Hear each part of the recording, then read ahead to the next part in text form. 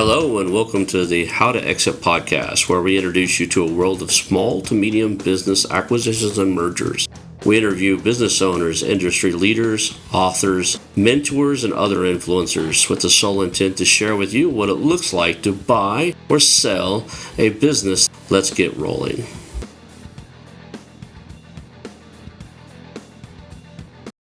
And now a moment for our sponsors. I want to highly recommend you get Acquisition Aficionado magazine. Every month, Acquisition Aficionado magazine brings you tactics for business buying and selling you won't find anywhere else. Learn firsthand from industry leaders who share their success stories, featuring in-depth interviews and stories from leading figures in the business acquisition industry. This multi-platform mobile magazine speaks to acquisition entrepreneurs wherever they are in the journey. And I want you to visit acquisitionaficionado.com today. Hello, and welcome to the How2Exit Podcast. Today I'm here with Michael Fink. He's the co-CEO of Treasure Hunter. And I'm really excited to have this conversation. You and I chat a little bit online occasionally, and I watch what you're building and what you've built already. So this is going to be both educational and fun for me to have this conversation with you. So thank you for being on the show. Yeah, thank you so much, Ron, for having me.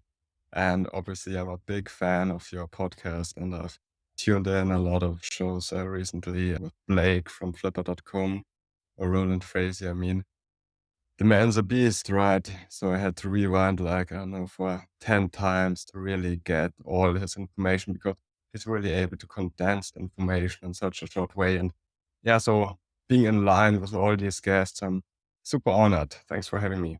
Awesome. I love the accent. You're from Germany, right? Yes, absolutely. My accent probably gave me away. I'm from Munich, South Germany. You guys probably know the Oktoberfest. Yes, that's Yeah. Munich. I'm currently living in a small city near Munich. It's called Burghausen. And did you know that Burghausen has the longest castle in the whole world? It's Oh, more that. than 1,000 meters long. One of the big highlights here. You see, Awesome. we're like 1 minute in your show, can already check off the fun fact. They're the longest castle in the world, and I live near some of the biggest trees in the world. So I live underneath the sequoia and redwood trees in the California redwood forests. There's a Yeah, few of them amazing. here. I live in one of the many. So let's start off with the origin story. What got you into buying, growing, and owning media assets or websites, blogs, that type of stuff? Yeah, sure. Let's kick it off with a walk down the memory lane. So more than 10 years ago, I co-founded Evergrowing. So not Treasure Hunt, Evergrowing, together with my back then girlfriend, now wife, and mother of our 3 kids, of our 3 boys. Yeah, we co-founded Evergrowing. We chipped in both €1,000 back then. And we started out publishing all these product review sites. Funny enough, I think 2011, it was the time when the Wirecutter started out as well. But unless the Wirecutter, we were heavily focused on the German-speaking markets like Germany, Austria, Switzerland. So we published a lot of product reviews, in-depth product guides, and so on. We gained fast traction and we grew and became one of the leading product review websites in Germany. So I think of us as a European version of bestreviewers.com of the New York Times is the Wirecutter. And then back in 2019, we saw the rise, or we saw various publishers and these big media companies entering the space. I mean, you guys probably experienced the same in the States with CNN entering the space, with CNN underscore, the Business Insider picks. So we thought, okay, well, now with our product review website, we're not competing against Best Vacuum Cleaner 2018.com, but with these big, renowned authority media publishers. So we decided not to fight them, but to team up with them and enter into partnerships. So very similar actually as the Wirecutter is actually running in some kind of subfolder at the New York Times. So we started out these partnerships at first in Germany, then we expanded all over Europe. So now we have partnerships in Germany, France, Italy, Spain, the States with VentureBeat or with MSN.com, for example, but also in Brazil. We acquired a stake in Revu, a public company that's running the very same partnerships in the Latin American market. So we had basically our journey here over at Evergreen. So we went literally from nothing, founded the company literally out of my student housing living room. We never took on any investors or business angels. We don't have any debt on the balance sheets. And we grew ever growing into now more than 30 websites, including 20 partnerships with these renowned publishers now all around the globe, except the Asian part. And in total, we are consulting or we're informing and advising more than 30 million people per year. And our partners, these media companies, have a total of more than 1.2 billion monthly users. So these are really some heavy hitters in the space. So that's the history of Evergrowing, and we're still running the Evergrowing asset. So we're really deeply rooted in this content space and in the content websites. And then back in 2021, we saw all the Amazon FBA aggregators emerging, like Thrasio, Heyday, Racer, Group, Purge, you name it. And we were like, wow, it's amazing what these guys are pulling off. I mean, they've raised like, I think, a $15 billion in VC equity and debt funding combined in just a couple of years. And we're totally disrupting the space and are heavily aggregating. And we were like, wow, the business model, the underlying business model is amazing. You acquire these assets that are valued at a very reasonable, at a very fair price point, let's say 2x or 3x. You aggregate them, you build out some kind of synergetic portfolio, and you leverage all these synergies between your assets, between Amazon FBA companies, and build out this portfolio company that's obviously trading at a way higher multiples. And so you're thriving on the one hand off the organic traffic and organic growth of these assets, and on the other hand, this is multiplied by the valuation arbitrage. And we were like, okay, come on, let's not start the like, I don't know, 135th Amazon FBA aggregator, but use and apply the very same model to a space where we really have deep knowledge, where we have a custom advertiser base, and where we have international teams in place, where we have all these media partnerships built up over the last couple of years. And yeah, that was the reason why we started and how we started Treasure Hunter back in 2021. I co-founded it together with Benjamin. I was running Evergrowing as CEO since 2019. And Olaf Schmitz is also one of the founders. So he's a super smart guy, founded his first company at 17. And then he has been running the whole European Amazon affiliates for more than 5 years. He's owning the largest barbecue and grilling content and network throughout Germany. He sits in a lot of boards, even the open source startup valued at $3 billion. Yeah, he's in the board of a couple of uni brands, one of the Amazon FBA aggregators. I think they've raised like $300 million in their last round. And our fourth co-founder, Daniel, he's from the e-com world. We co-founded Treasure Hunter, chipped in a couple of 100K from our own personal funds. I've used these to acquire our first site, Reisefreude, translates into something like a happy traveling, so a German travel blog.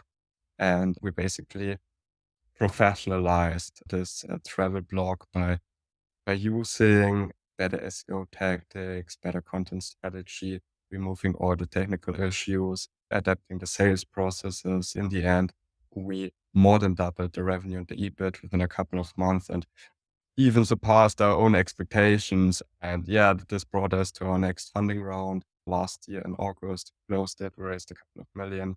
And since then, we're on a shopping tour and we've acquired and now more than 10 additional content websites in various spaces. So at Treasure Hunt, Evergrowing is all Wirecutter-like product reviews, whereas Treasure Hunter, we're really doubling down on these communities and on these really passion-related verticals. Like, imagine anything you'd like to spend your leisure time on, be it like travel, outdoor, nature, sports, food, and so on. And yeah, same strategy here, similar to Evergrowing. We're acquiring a couple of websites and then we use all the synergies between them. So really, in a nutshell, that's the history and the beginning from Evergrowing to Treasure Hunt.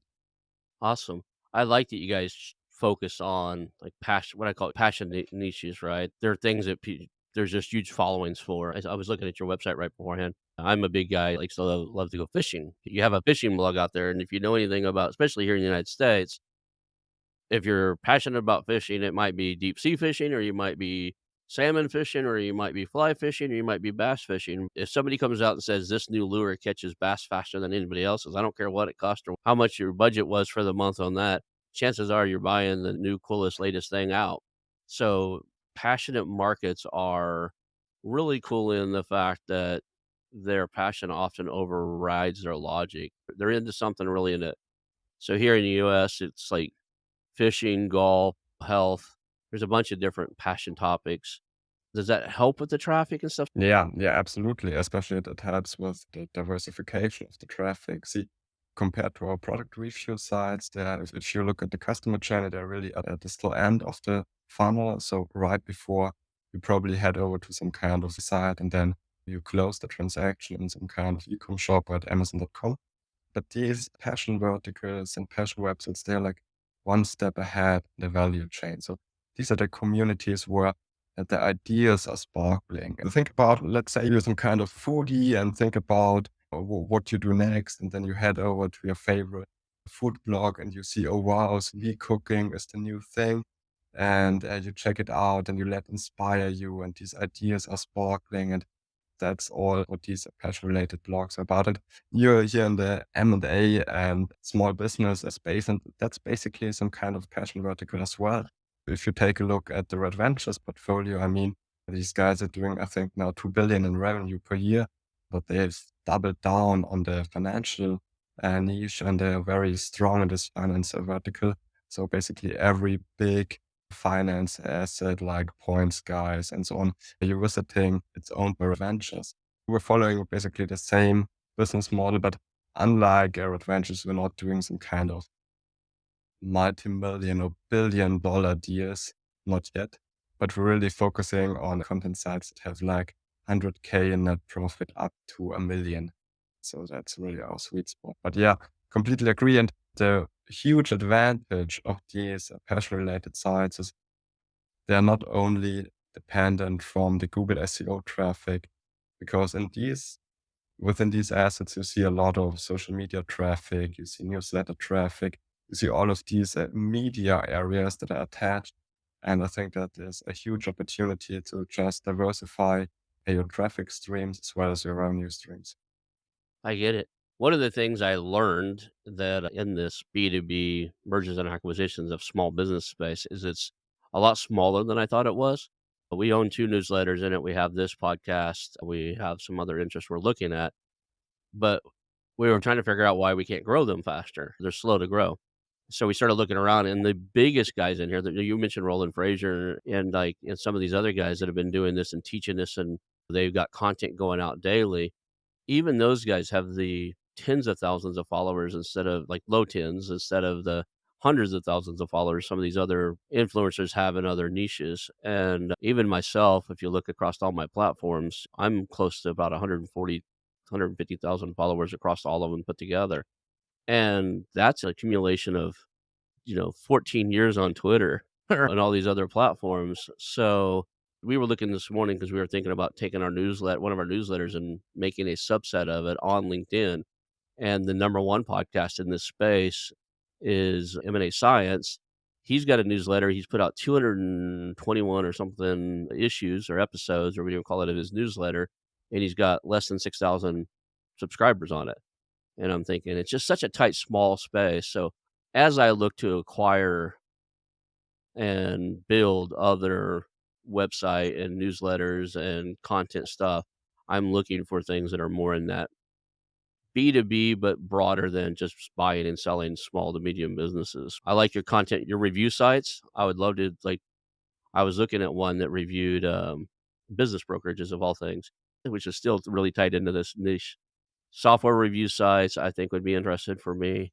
Um, and then I'm actually looking for what other things outside of this that expand my horizons a little bit. What else is out there that I would be interested in that has a much broader audience? Yeah, but I think the M&A space, if we take a look at GPT and how it might disrupt the future space. So I think especially the digital media space will see a lot of disruptions by the AI, be it on the content side, but as well as on the IT and software side. So basically, this kind of generic how I change my X or Y, these kind of a generic fact-based content parts will become a commodity. And the same goes for any generic tech or programming. And with that said, there might be a lot of disruption throughout the industry, but always when there's some kind of disruption, there are always a lot of opportunities evolving.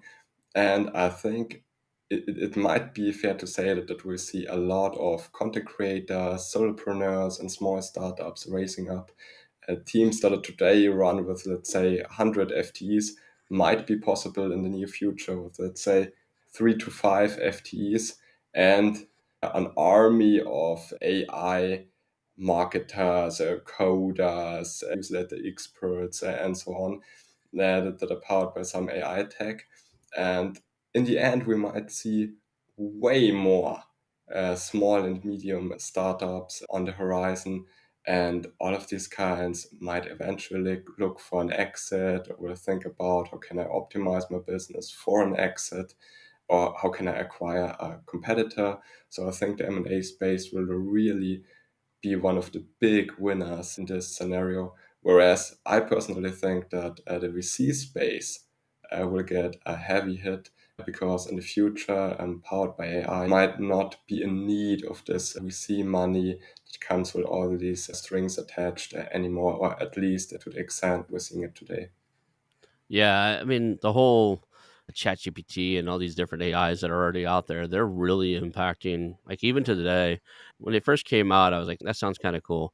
And then I went down the rabbit hole a little bit and took a look at it. Now I'm prior tech. If you kind of look deep into my background, I'm prior tech. I was tech when I was technically inclined when I was in the military. When I got out of the military, I worked for government agencies and contracting companies to design computer systems for it. So my background is that I thought I was burned out in it, but when I went down this AI rabbit hole, the next thing I know, I'm pulled back into technology because this is really intriguing. I left tech because it was boring to me. I always joke around and said, if there's something wrong with the computer, it's either the idiot that programmed it or the idiot behind the keyboard. It's rarely the computer. And then human beings are so fascinated. If you look at a human being, give them a step-by-step procedure on how to do something, they'll do it their own way, whether you know how many steps you put in front of them. So humans intrigued me. Computers bored me at the time. Now I'm back into this stage where, oh my goodness, look at this thing that they've created. It's very intriguing. I upset somebody yesterday on a call. I told them, if you're not slightly scared by AI, you're probably an idiot. And the guy was like, I'm a computer science guy. I'm not offended. I'm not scared of this thing. It's nothing more than autocorrect. And he's so far from the truth. But if AI is both exciting where it's heading with all this, with the ability for us to create content faster, and it should be a little scary because the faster speed at which it's growing and the amount of stuff that it can control has the potential to disrupt everything we're doing. So the other thing that concerns me in this, and I want your opinion on this, is at some point in the human experience, if we switch our desire to have that connection with another human being, the guy that was actually physically there on the beach telling me his experience, we watch so many news and YouTube and Netflix and stuff like that. We love this fake case studies, movies, and drama and stuff. If AI gets so good at telling stories, at some point, will we care that it was a real story and a real human being and a real experience? Or is it okay for it just to be something made up that was just really entertaining to read? I think both aspects hold true. I don't know if you're aware of these synthetic avatars and these synthetic influencers. And I've recently come across a study. I'll shoot you over the link later. And I think the engagement rates of these synthetic influencers or from real users with these influencers were like 3 times as high compared to human influencers. And I had to reread it a couple of times because this was like super weird at first. But yeah, it would totally prove your point that at least to an extent, a couple of people are thinking, okay, wow, it's completely fine to hear some stories and see some involvement of some kind of AI or virtual avatar that I'm following and that's evolving. But I think both sides might want to hold true. So I think these are personal relationships and these are real-time events and going out, meeting some people. I think they might stick around for a long time. But yeah, AI might really influence way more sectors and areas that might envision today, thinking of like lawyers, architects, indoor designers, bookkeeping, and so on. There are like thousands of areas, and especially not the blue collar jobs, but really the highly trained, the super skilled, know how based ones. There might be, it's a super exciting time to live. Let me put it that way. So I'm not ready to announce what it looks like yet, but one of the little projects I'm working on the side is something like that. It's just to see, just because I know AI is coming, it's going to do this. It's going to do what it's doing. I'm trying to figure out how do I participate in it? How do I make it work for what we're doing? But we're working on something in that space where I've already done one. If you dug through my episodes, but there's actually an episode out there where I'm interviewing a guy I refer to as Ollie Pinman, and Ollie means artificial language intelligence. That's all Ollie stands for. And Penman stands for pen name, as in Mm, a ghostwriter, like a pen name. So anytime you see Ollie Penman on any of my articles or Ollie Penman being interviewed, it means we're interviewing AI. And there's a disclosure on the website that says it. I interviewed AI on the concept of what does it look like to buy a small to medium sized business through ChatGPT, one of the early versions of it. And the response was so good. I actually deep faked a voice for the AI and turned it into a podcast.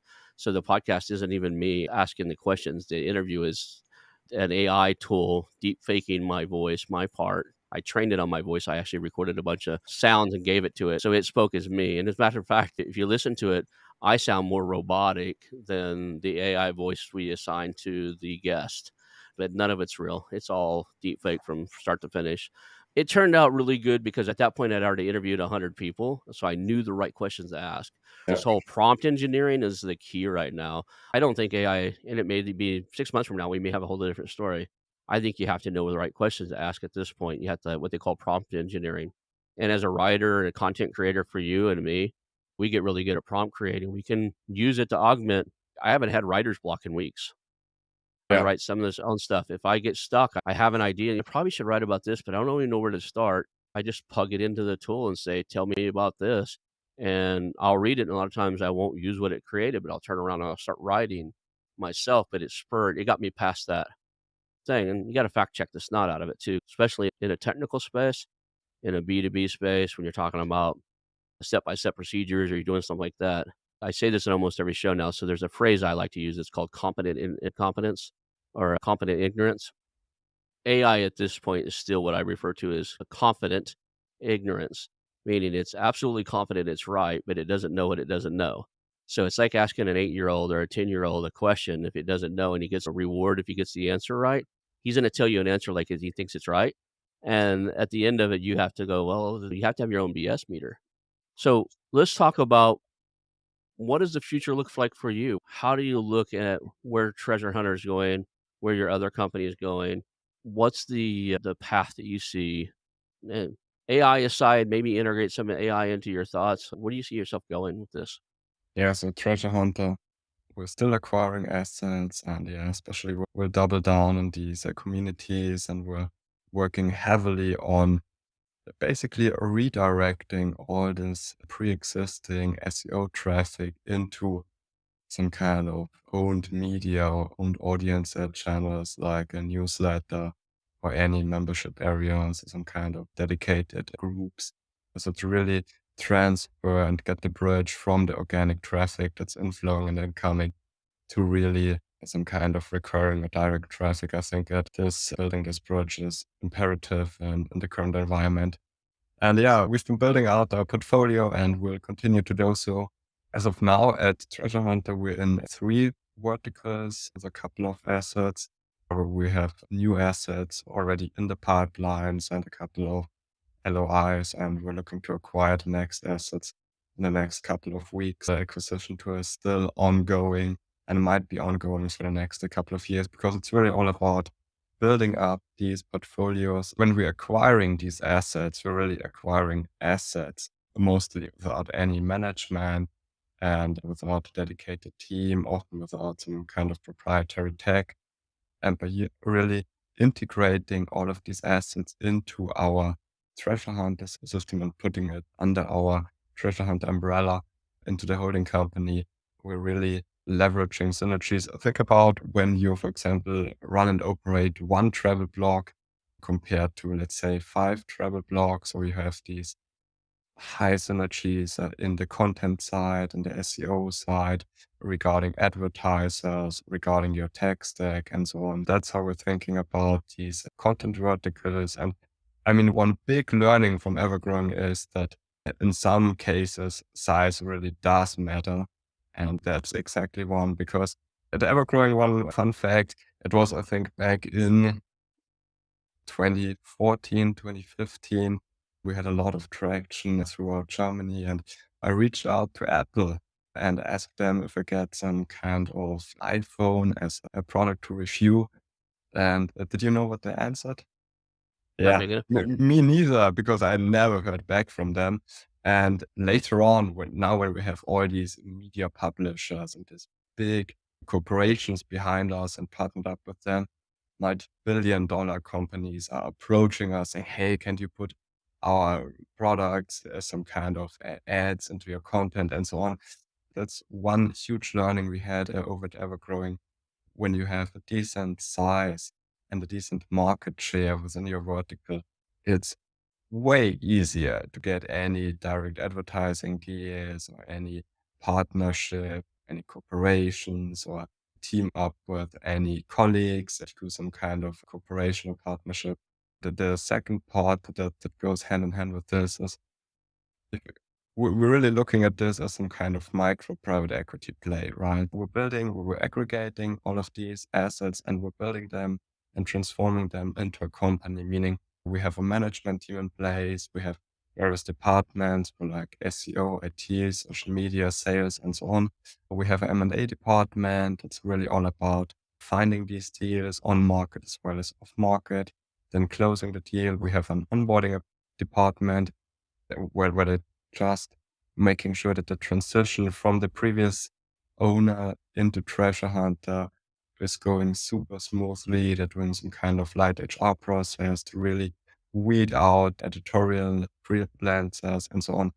Then obviously we have the operations team where we're really running and operating the businesses, and where product owners, we call them kind of mini CEOs, are managing the day-to-day business of these assets. And in the end, if you look at it from some kind of bird's eye view, these are not any isolated assets anymore. That's a holistic portfolio within various verticals with huge synergies in place, and we have a management team and so on. If you ever take to, let's say, private equity, we've talked to a couple of these guys, and first thing that they're asking is, are you selling an asset or really a company?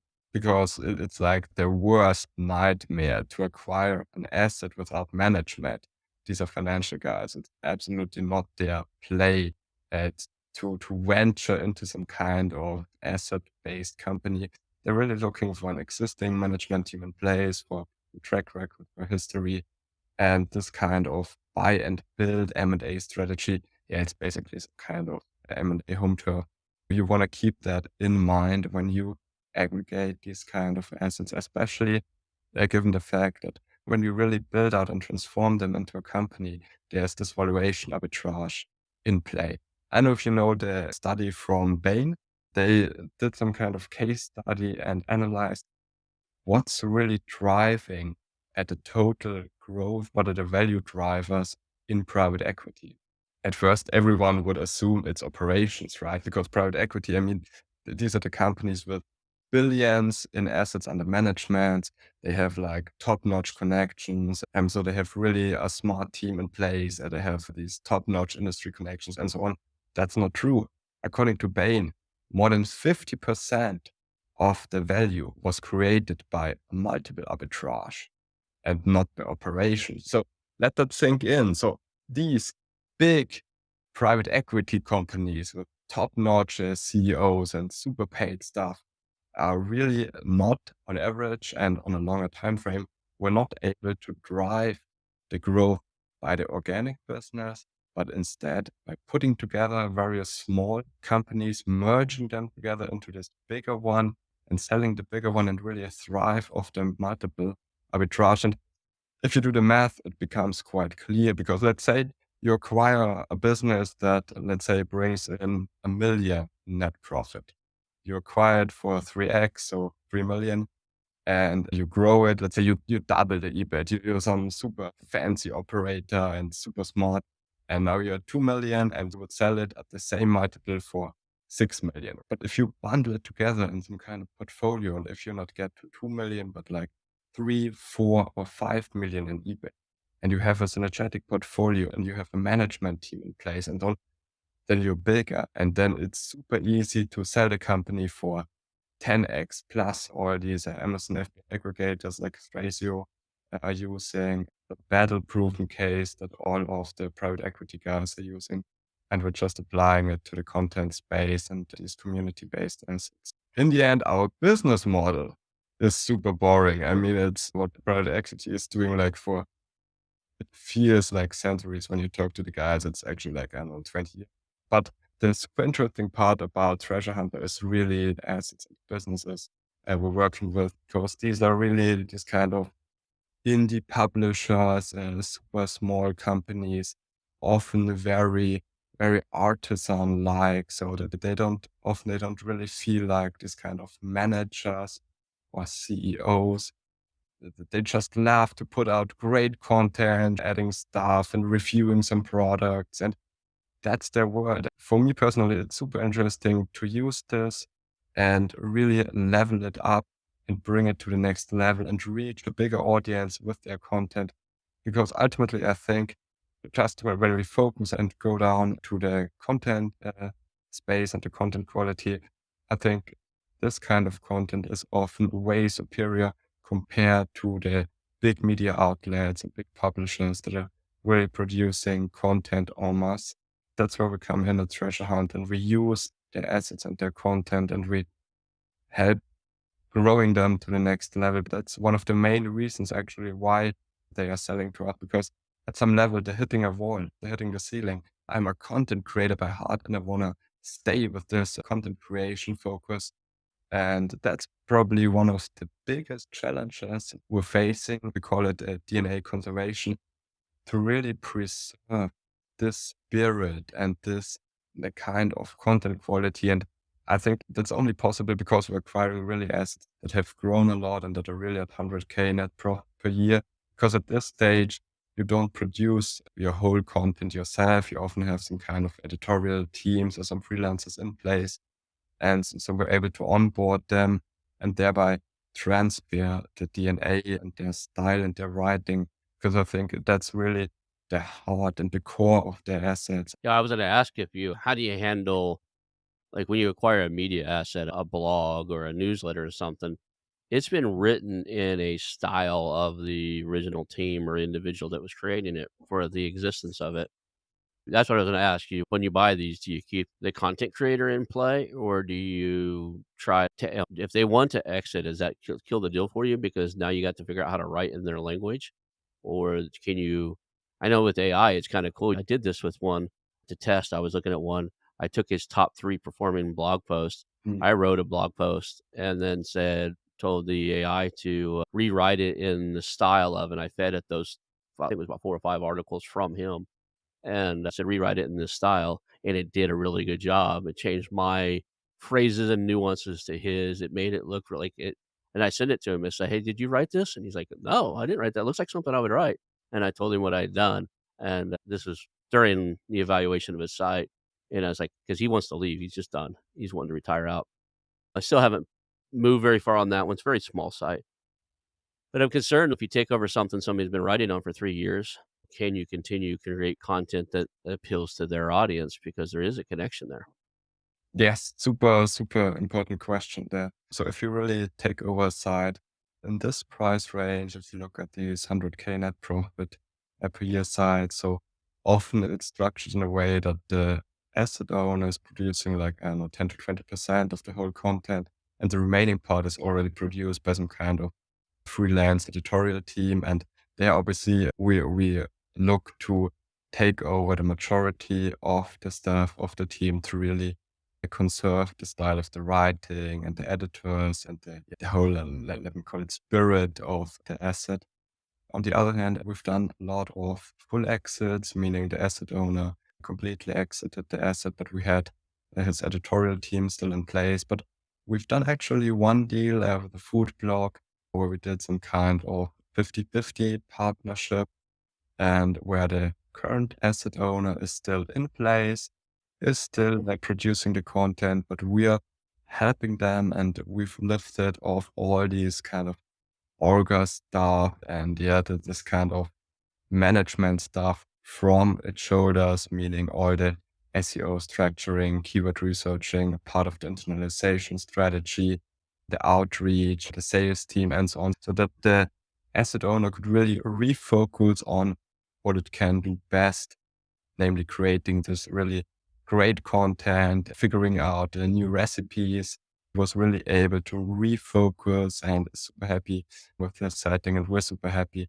And the blog is growing, and I think that this is like the perfect win-win scenario. I like that, so that makes sense. I do wanna cover one thing. I know we gotta be careful how we get into this subject. I know that you mentioned earlier on this show that you raise money, to acquire it, you take equity in. I don't wanna go into any of that because I know the SEC rules, we can't. But what I wanna talk about is if I buy something with my own money or private lenders, people that are working with me, we can pay them off in a loan structure, we can give them a piece of the action over time. But when you raise funds, typically they're expecting an exit or a liquidity event at some point. Does that cause you not to be a long-term holding company? Are you guys buying these, growing them, and selling them like a private equity? Is what it sounds like? Or do you have some that you're like, we want to hold these and milk them because they're a great source of income? Yeah, great question. Actually, every time, basically, when you take on investors, almost in every case, I know they're looking for an exit anywhere down the road. So yes, the treasure hunter, we're looking to exit the company probably in 5 to 8 years. We don't have some kind of a fixed horizon. Lucky for us, we don't have any VCs on the board that are really pressing, or any private equity that has this kind of clear vision saying, okay, our fund has to exit in 5 to 7 years. No, we have a lot of flexibility on this. But yes, we might sell the whole company down the road, either to some kind of strategic buyer, like any media company, Red Ventures like, or some of the e-commerce companies that are looking to expand their value chain, or what would also be an obvious choice to private equity, as this kind of bandwidth strategy is the home turf. But yeah, let's circle back to the funding structure. We did like various funding structures in the last couple of years. So we had this 100% cash payout. We had 100% seller side financing at 0% interest rate. So meaning we've acquired a site at, I think it was 300 something $1,000, and we've been paying the seller on a quarterly basis and over the next 3 years, and we've acquired the asset at a 3x multiple, meaning basically when the site is flatlining, the site will pay itself. But I really have to emphasize that's really the absolute exception to the rule. This kind of 100% of financing, it only happened because the seller had some kind of very specific tax reasons and their personal circumstances that made this possible. But in general, getting someone to really exit the company with 100% seller side financing might be like super challenging, and might really be more kind of a search fund like a theme where you really look for like the one out of 1,000 companies, really the needle in the haystack. We did anything in between. So we did some kind of 60% down and the remaining part seller side financing. We did 70% down and the remaining part based on future performance. So some kind of earn out structure. When it comes to racing, and let's say you're acquisition entrepreneur and you're looking to raise some funds, acquire a media asset, first way will probably any investors that you have at hand, that you have a personal relationship with, or any family and friend rounds. And you could structure it easy in a way that you say, okay, let's do like 30% equity at the remaining part in debt paid over 5 years. or some kind of a revenue-based financing where you say, okay, 30% equity and the remaining part as some kind of revenue-based financing where you pay accordingly to the revenue of the assets, meaning when the asset's producing more revenue and more net profit, you pay back more. If it's doing less, you pay back less. So I think there are a lot of flexible options on the table. Maybe I'll share one insight on this. I think that there are a couple of approaches here, how you deal with potential sellers. So we're really not in the game of pushing the seller to exit, or that we've already talked to sellers. They had the experience of some M&A brokers that kind of try to harass them into a deal. We're working on the very opposite angle. So Tim has this mantra of always being the favorite buyer, meaning he really takes the time and listens and tunes in. So what's the personal situation of the seller? What are his needs? Does he really need the money right now? Or would he be able to do some kind of seller financing or any performance-based structure where he can even profit from the future gains of the asset? Then he's super smart and super creative in the combination of basically that there are always two parts of a deal, price and terms, right? And that's where we have all the flexibility to move the parts around and structure it in a way to really become the favorite buyer. That's our approach here at Treasure Hunter. And that might be the difference to, let's say, private equity. We had, for example, we had a private equity term sheet on the table, and they were like, yeah, okay, we're super flexible on the deals and on the structure. And we were like, yeah, that's great, guys. Okay, so let's switch A to B. And they were like, nah, sorry, can't do that. And okay, let's move the other part around and talk about the earn structure. Yeah, sorry, that's standard for us. And we saw exactly what we don't want to be. So we want to really be flexible and super focused on this. It's brilliant in the fact that I've interviewed at this stage probably 125, 130 advisors, brokers, lawyers, private equity companies, people, players in this space, people like you, been doing it for a while. And one of the things I learned that I wouldn't have suspected at the beginning, it's logical now, but at the beginning, if you'd have told me this, I probably would have pushed back a little bit, is most of these businesses that sell don't sell to the highest offer, right? Most of these businesses sell to their favorite offer, meaning that a lot of times they'll take somebody that they really liked and slightly lower offer than they will the highest and best offer. One of the guys we had on the show, he said it happened to him. He's a broker. He's been a broker for 30 years. He said the guy come back and said, "Why would the highest offer was all cash and significantly higher than the second highest offer." And the guy took the second highest offer. And when the broker asked him why, he says, "Well, the highest offer, even though it's all cash, the guy's a jerk. This was a veterinarian service." He goes, "These are my people. These are my customers. These are my the employees are my friends. There's no way I would stick with that jerk." Right? Like, the highest offer wasn't the best offer for him. The best offer is who's a safe pair of hands for his business. And I think you guys are playing that right. You're becoming a safe pair of hands, somebody these content creators can trust, they believe in. They felt acknowledged, they know that you're listening and that you have the future of the site at heart. You're not just a numbers cruncher looking to make an extra dollar. It goes a long ways. I really think it does. On day one, 2.5, 3 years ago, when I started to get in this space, if you'd have told me that a lot of businesses sell to the second or third down offer because they just like the person more, I'd have laughed and said, probably not. Like, I don't think that's true, but it is absolutely 100% true. Yeah, can't agree more on that. And we've talked to like so many asset owners, and they're really hesitant to sell the asset to like anyone because it took so much time to build it to the level where they are right now. And so that they're really hesitant to hand over the baby to any random guy that's probably only financially interested in this asset. A really valid point. And actually, we've learned this kind of the hard way because, see, in Europe, all our partnerships and the fact that the affiliate market in Europe is super narrow. I mean, there are a couple of major players.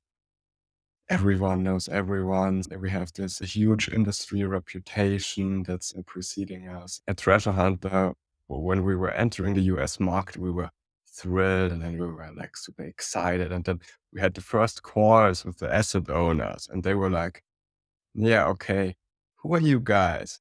Ever growing. Yeah, never heard of you. And we were like, yeah, okay, but we've running these partnerships with Le Parisien and Lavangardia. And they were like, Lavangardia? Never heard of them. We were like, ouch. Okay, so this was this huge learning because we had no or almost no assets in the US. We had no huge US footprint. And so we really had to learn that the M&A outreach that went like super smooth throughout Germany and throughout the European Union was really hard at first in the States because it's not just about the money that you can say, hey, look, guys, we will raise this amount, these millions. No, it's all about trust and your reputation. And we did a couple of deals and we bought a couple of assets. These asset owners are super closely connected with any others within the vertical, but also any other kind of bloggers, let's say the food blogger, some kind of outdoor blogger and so on, because they, on a regular basis, they meet on virtual events. They're in some kind of similar Slack channels. They're looking at following the same influencers and so on.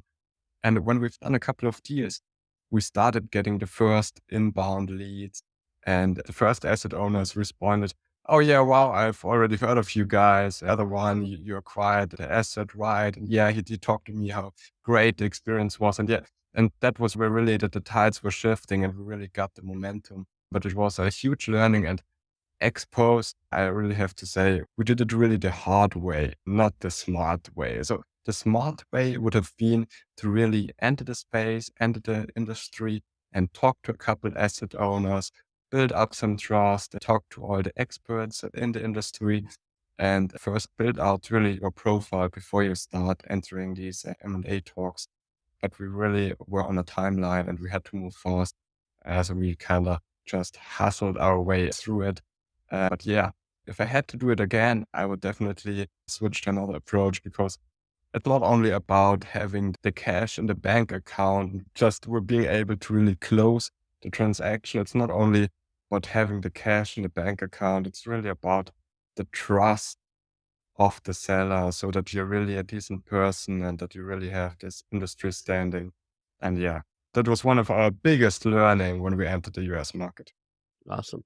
We're getting close to the top of the hour. Let's make sure everybody knows, what are you looking to buy now? So if somebody actually are listening there and they're thinking about selling their website, and you're looking, you said $100,000 in revenue, upwards to 1 million. Are there any particular niches that you guys like? I know you talk about barbecue and food and fishing, but are there any like, hey, if you've got something in this type of passion, can you give us your target acquisition profile? So when you're looking for any content sites with a history of more than 3 years and more than 100K in net profit up to 1 million, and preferably in verticals like food, sports, outdoor, travels, ones that we really have a huge footprint established right now. A solid history, obviously no shady 301 redirects, no PBNs in place, and no AI content as well, as we're still figuring this out from a risk reward perspective. And it should be really community focused. So we're really not looking about these.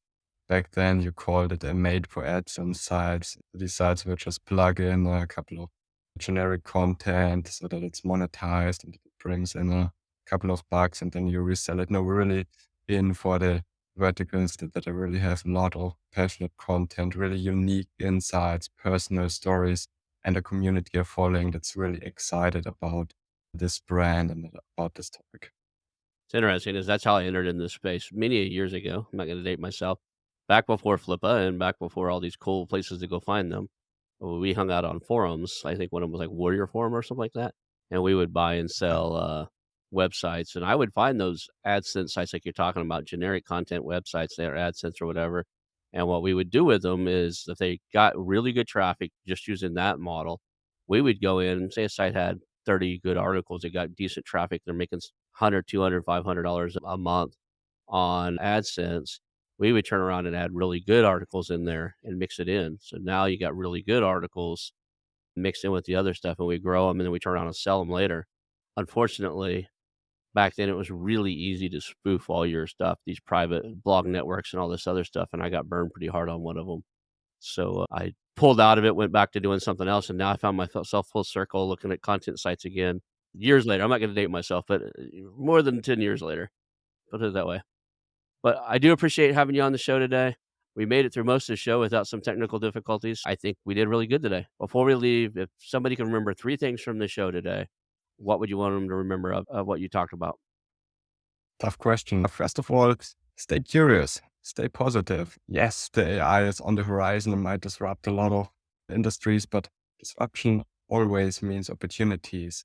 And I think there are a lot of acquisition entrepreneurs still waiting on the sidelines. And I think the next couple of months or even years, a lot of opportunities will open up, and this might be the perfect time for you to really enter the game. And yeah, keep acquiring. As of now, we're 100% in a buyer's market, and there are a lot of opportunities on market as well as off market. Just hold on to them, enter the market, take the risk, but always be smart about it. Diversify in terms of your traffic streams, in terms of your revenue streams, and just look a little bit ahead. Just think about what GPT or any AI setup might be in the future, in the next 3, 6 months, or 1 year from now, and just try to stay on the conservative side. Never enter a space where you really go all in. I know, crypto-like, hoping for the moonshot. That's not how you should perceive investing. Really stay on the conservative side and don't invest more than you really have no problem at all to lose. Yeah, thank you so much for having me here on the show. I really appreciate it. My last question for you: how can I help you in Well, a way? Or I'm always looking, I'm playing in the realm slightly smaller than you are. So if you get somebody out there that has and you're looking for passion niches, I'm kind of looking in that B2B space. So if somebody brings you a site and goes, "Hey, would you be interested in this?" and it's B2B related, entrepreneurial, making money, doesn't have to be mergers and acquisitions. I'd like to look at it if it's smaller than something you guys would look at. And I'll do the same thing. If somebody brings something to me, I think, man, this is probably a treasure hunter property, not me. I'll circle back around and say, "Hey, somebody presented me something. It's not in my wheelhouse. Are you interested in it?" And we can trade leads that way and help each other grow. That would be beautiful. sounds like a solid plan. Yeah, would love that. Okay. How would people reach out to you if somebody's got something you want them to use LinkedIn, or you got a better way for them to contact you? What's the best way for somebody to reach out to you? Yeah, so the first way obviously is our website, treasurehunter.media. And the second one, I'm available on LinkedIn as well. So just reach out to me or to TM Yafari, our CSIO, who's running the M&A and deal flow. And yeah, we're always happy to have a chat and or look at an asset. We're even getting a lot of inquiries about or from potential sellers that are saying, okay, as of now, I'm not at this point, but let's talk about the future and how I might set up my company to be a possible target for you in the next 1 or 2 years. Yeah, it'd be a beautiful conversation to have. If somebody says, "Hey, I've got a travel blog. We're doing 5 figures. We're almost at 6 figure mark. Don't want to sell it now, but maybe next year I will be ready to. What do I need to do to make this an appealing product for you, appealing business for you?" That would be a good conversation because then people can grow into something you would acquire. I enjoy when people have that conversation with me. It's like, "Look, I'm building X, Y, and Z. I'm not ready to sell it yet, but if I were, what would you be asking me?" So then they know. I do the same thing. I appreciate it. We'll call that a show. Thank you for being here and hang out for just a second. Hey, it's your host, Ronald Skelton. I want to thank you personally for watching the show today and invite you to call our new hotline, 918-641-4150. That's 918-641-4150. Call us and tell us about our show, ask questions, suggest a guest, or even tell me about a business you have for sale, and we'll reach back out to you. Again, that number is 918-641-4150. Call our hotline, leave us some information. Thank you. I want to announce our new channel partners, the ITX Marketplace.